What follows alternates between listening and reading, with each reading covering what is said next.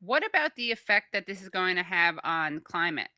I think that's a key question, Katie, because I mean, we're in Europe now, and Europe is in the midst of an absolutely massive heat wave, drought, major rivers are drying up. There's going to be huge agricultural problems. And now the leadership across the EU is going back to digging up coal, as Mick says. This is going to be catastrophic. And when you add it on to the price that we're paying for energy, the reduction, the Europe is on the verge of a major, real catastrophe if this keeps going.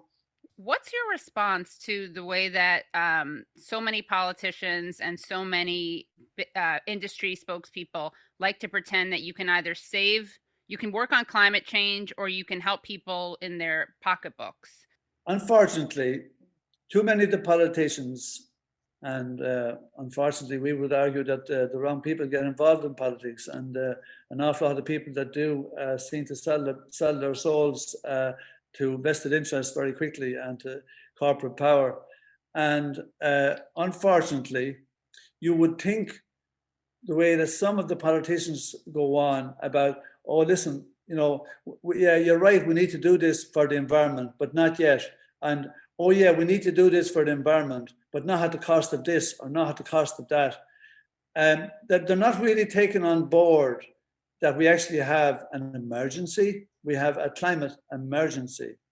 We are in serious trouble. And we haven't done enough about it in the past, despite the warnings.